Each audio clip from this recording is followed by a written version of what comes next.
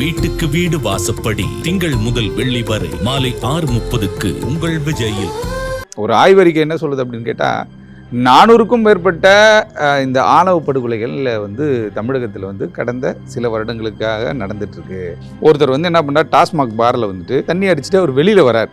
Night ஒரு 8:30 மணி போல் வெளில வரார். வெளில வரும்போது பாருக்கு வெளியிலேயே வைத்து ஒரு 4 பேர் கொண்ட கும்பல் என்ன பண்ணுறாங்க கேட்டால், சரி ஆரம்பத்தில் இது ஏதோ ஒரு ஒயின் ஷாப் சண்டை இப்படி தான் இருக்கும் அப்படின்ற மாதிரியான ஒரு விஷயம் இருந்துச்சு. ஆனால் அதுக்கு பிறகு காவல்துறை பள்ளிக்கரணை காவல்துறை இந்த விஷயத்தை விசாரிக்கலான்னு உள்ளே இறங்கும் போது தான் தெரியுது. பிரவீன் என்ன பண்ணுறாருன்னா, ஒரு பெண்ணை காதலிக்க ஆரம்பிக்கிறார். இந்த பொண்ணு அவனை காதலிச்சோன்னா அது மாற்று சாதி பெண்.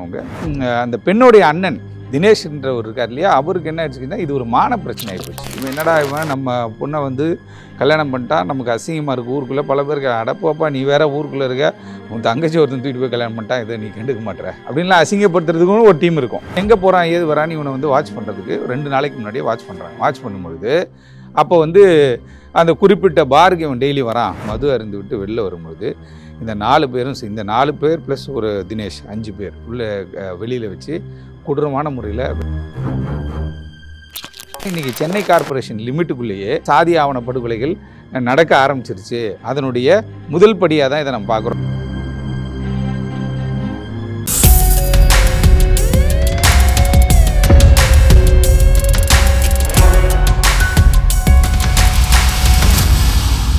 நக்கீரன் நேயர்களுக்கு வணக்கம். நான் விஜய் ஹரிஹரசுதன். குற்றம் நடந்த கதையில் ஒவ்வொரு எபிசோட்லையும் வழக்கறிஞர் சார்லஸ் அவர்கள் இந்தியா மற்றும் தமிழகத்தில் நடந்த பல குற்ற வழக்குகளை பற்றி பேசிகிட்டு இருக்கோம். இன்றைக்கும் அதே மாதிரி ஒரு குற்ற வழக்கை பற்றி தான் பேச போகிறோம். வணக்கம் சார். வணக்கம். இன்றைக்கி எந்த குற்ற வழக்கை பற்றி சார் பேச போகிறோம்? அதாவது தமிழகத்தில் தொடர்ந்து இந்த சாதி ஆணவ படுகொலைகள் நடந்துட்டு இருக்கு. பல்வேறு இடங்களில் நம்ம கேள்விப்படுறோம்.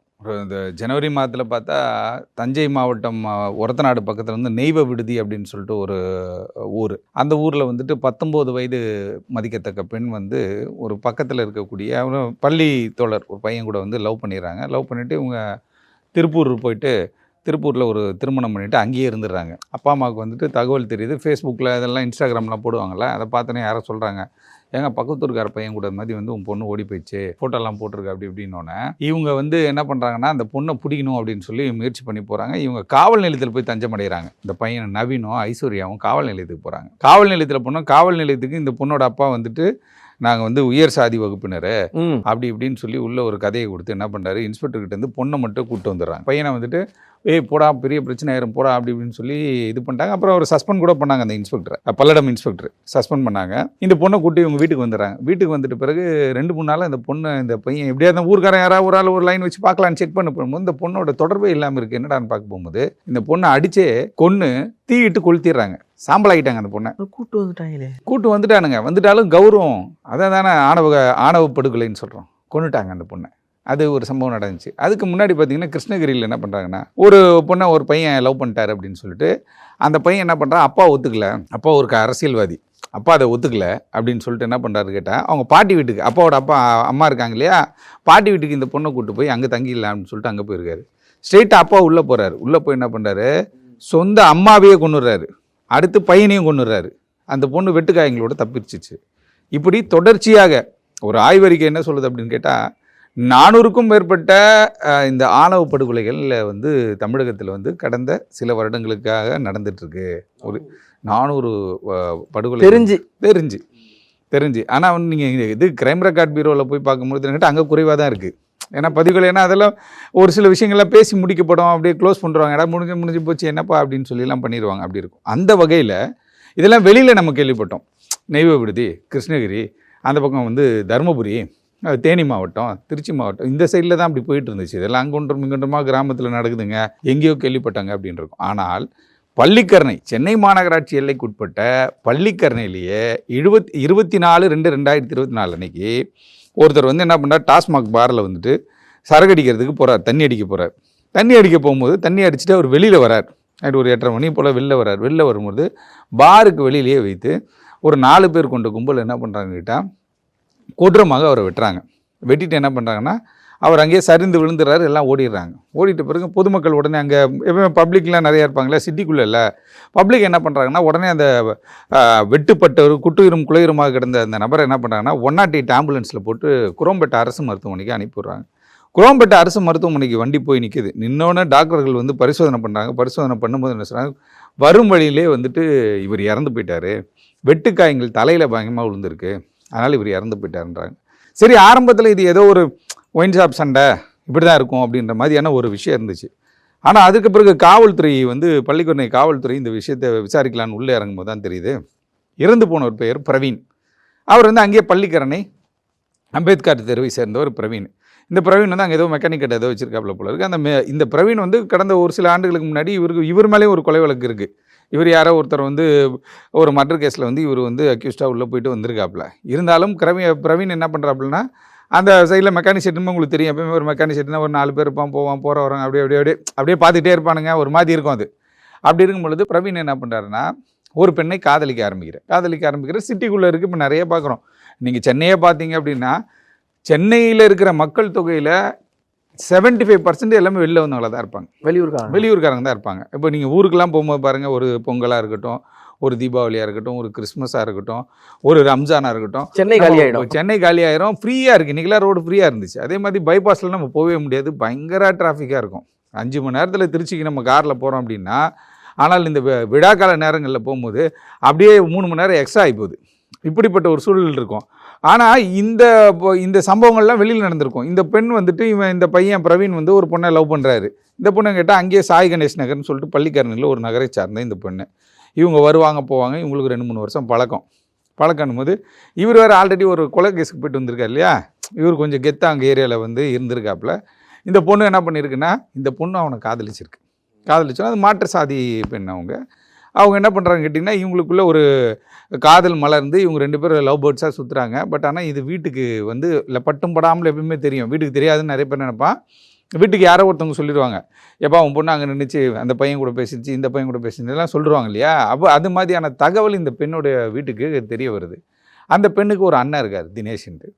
தெரிய வந்தோடனே இவங்க என்ன பண்ணுறாங்கன்னா, கூப்பிட்டு வார்ன் பண்ணுறாங்க, இதெல்லாம் தப்புமா, நம்ம இது வேறு, அவங்க இது வேறு, செட் ஆகாதுமா அப்படின்லாம் சொல்கிறாங்க. அந்த சைடு கிராம பக்கத்தில் சொல்லுவாங்க இல்லையா, அது மாதிரி சொல்லியிருக்காங்க. இந்த பொண்ணு சென்னைக்குள்ளேன்னும் போது மெட்ரோ இல்லையா, பல இடங்கள் போவாங்க, இவங்க சிட்டி ஃபுல்லாக சுற்றுவாங்க. அவங்க நிறைய மற்றவர்களை பார்த்து தான் கற்றுக்கிறது. நிறைய விஷயங்கள் வந்து அந்த இளம் வயது பெண்களாக இருக்கட்டும், இளம் வயது ஆண்களாக இருக்கட்டும், அவங்களா அதை வந்து தெரிஞ்சுக்கிறது கிடையாது. நிறைய அவன் அப்படி இருக்கானே, ஏன் நம்ம இப்படி இருக்கக்கூடாது, இவ அப்படி இருக்காள், நம்ம எப்படி ட்ரெஸ் பண்ணக்கூடாது, இப்படிப்பட்ட பார்வை நிறையா இருக்கும். அப்படின்னும் போது இந்த பெண்ணை அவங்க வீட்டில் வந்து வார்ன் பண்ணுறது வந்து இக்னோர் பண்ணுறாங்க. இவங்க கேட்கல. ஒரு கட்டத்துக்கு மேலே அவங்க என்ன பண்ண முடியும், பொண்ணை போட்டு அடிச்சிருப்பாங்க. இந்த பொண்ணு என்ன பண்ணிச்சுன்னா, அவங்க அப்போ கூட என்ன பண்ணிச்சு, எனக்கு நான் வாழ்ந்தாலும் வாழ்வேன், அவர் கூட வாழ்ந்தாலும் வாழ்வேன், இல்லை செத்தாலும் சாவேன், நான் வந்து பிரவீன் கூட தான் இருப்பேன்ற மாதிரி டயலாக்லாம் போக ஒரு 6 மாதத்துக்கு முன்னாடி, அதாவது பிரவீன் இறப்பது அதான் 6 மாதத்துக்கு முன்னாடி என்ன பண்ணுறாங்கன்னா, இந்த பொண்ணு வீட்டை விட்டு வெளில வந்துருச்சு. வெளில வந்து என்ன பண்ணு கேட்டால், பிரவீன் வீட்டில் போயிட்டு இவங்க தஞ்சம் பண்ணுறாங்க. பிரவீன் வீட்டில் எல்லாரையும் அரவணைச்சிக்கிறாங்க, வாங்கப்பா சரிப்பா அப்படின்னு சொல்லிட்டு இவங்க என்ன பண்ணுறாங்க, கல்யாணம் பண்ணலாம் அப்படின்னு சொல்லிட்டு கல்யாணம் பண்ணிவிட்டு தனியாக ஒரு வீடு எடுத்து தங்குறாங்க.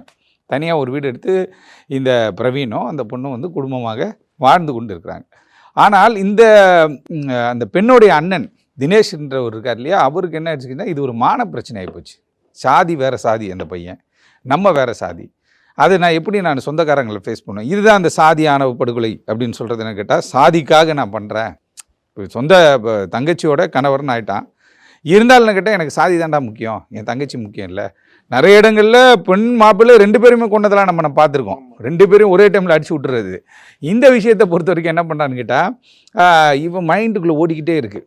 அங்கேயும் இங்கேயும் இந்த பொண்ணு போகுது வருது, இந்த பையனையும் பொண்ணையும் பார்க்குறான்ல, இவன் ஒரு பையனும் போது இவன் நிறைய நண்பர்கள் இருப்பாங்க.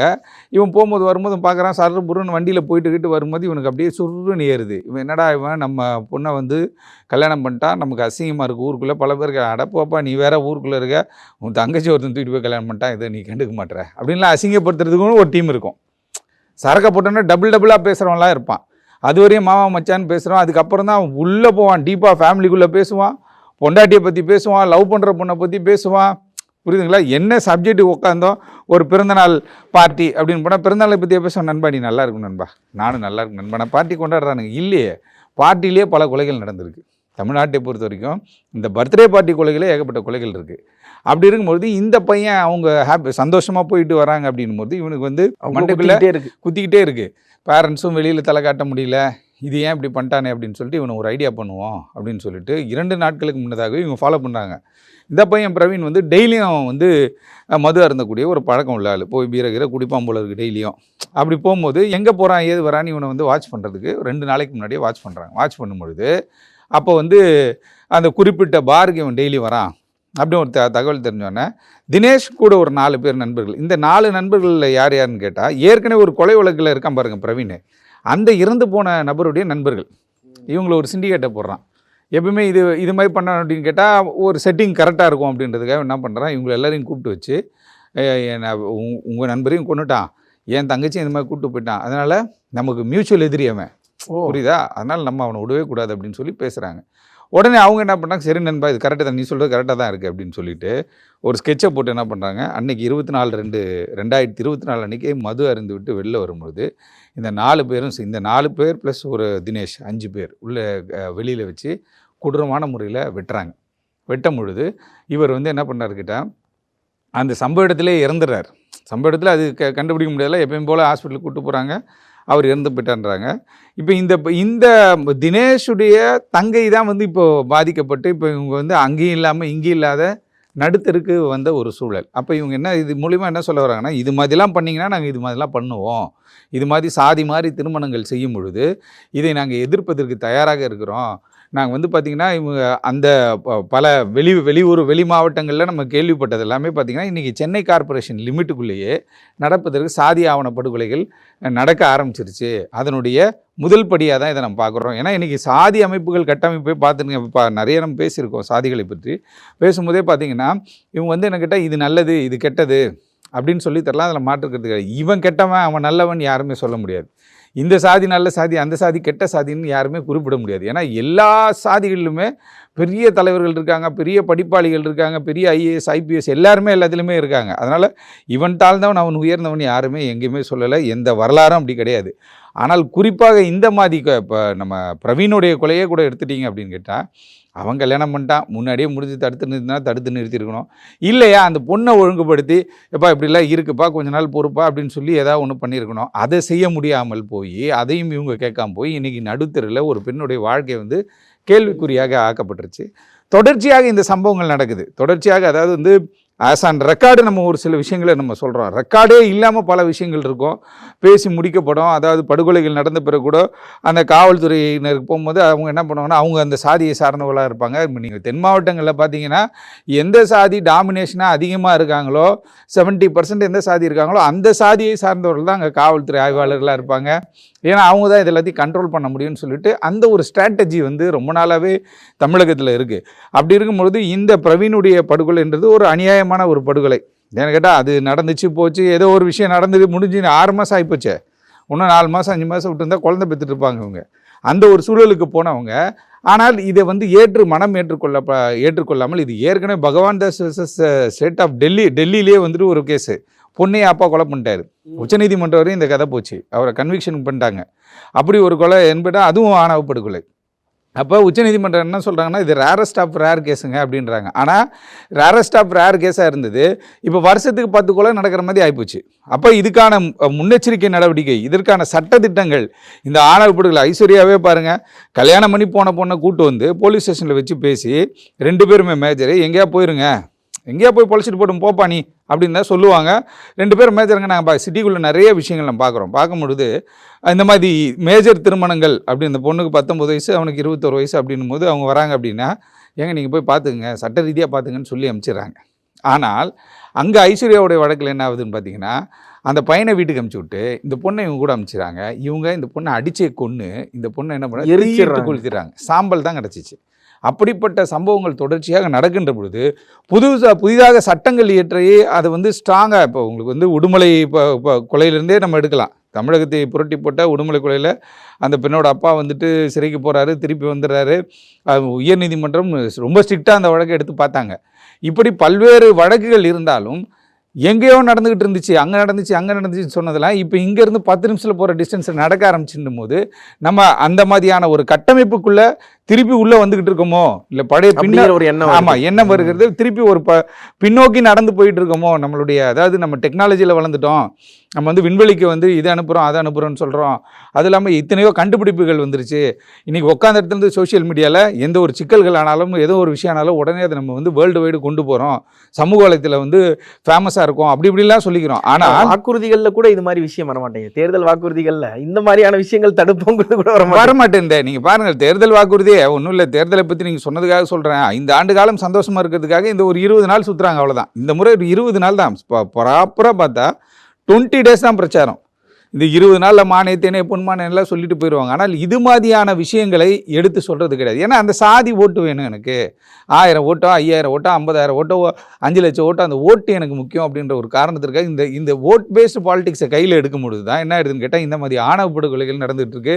தொடர்ச்சியாக அது வெளியில் நடந்துட்டு இருந்தது. இன்றைக்கு பக்கத்தில் பள்ளிக்கரணை சென்னை மாநகராட்சி எல்லைக்கு உட்பட்ட பகுதியிலே நடந்துருச்சு அப்படின்னும் பொழுது தான் இது அடுத்த கட்டம் ஒரு தாக்கத்தை ஏற்படுத்தும், அடுத்த கட்டம் ஒரு அச்சத்தை ஏற்படுத்தும் அப்படின்றதுக்காக தான் இன்றைக்கி இதை பற்றி நம்ம பேசுகிறோம். இதை தடுக்கிறதுக்கு இன்னும் எத்தனை நாட்கள் ஆகும் அப்படிங்கிறது கவுண்ட் பண்ணிட்டு தான் இருக்கணுமே தவிர அதுக்கான முடிவு இப்போதைக்கு வராதுன்னு நினைக்கிறேன். ஆமாம். ஏன்னா நீங்கள் சொன்ன மாதிரி சென்னை அப்படிங்கிற ஊரில் வந்து யார் என்ன ஜாதி என்ன இதுன்னு கேட்டு அந்த மாதிரியான ஒரு கல்ச்சர் இல்லாத ஒரு ஏரியாக்குள்ளேயே தென் மாவட்டங்கள் நடக்கிற சம்பவம் நடக்குது அப்படிங்கிறது ரொம்ப அதிர்ச்சிகரமான ஒரு விஷயமா தான் இருக்குது. இதே மாதிரி இன்னொரு வழக்கோட சந்திக்கிறேன். நன்றி. நன்றி. நக்கீரன் டிவிக்கு சப்ஸ்கிரைப் செய்யுங்கள். உங்கள் ஆதரவே எங்கள் பலம். ஆசிரியர்களுக்கு நண்பனாகவும் மாணவர்களுக்கு ஆசானாகவும் திகழும் தேர்வு வழிகாட்டி. ஒவ்வொரு பாடத்திற்கும் அனுபவமிக்க ஆசிரியர்களின் துல்லியமான தெளிவான விடைகள். CNC இருக்கு, தேர்வு பயம் எதற்கு? இது தீரன் பப்ளிஷிங் ஹவுஸ் விற்பனை வெளியீடு.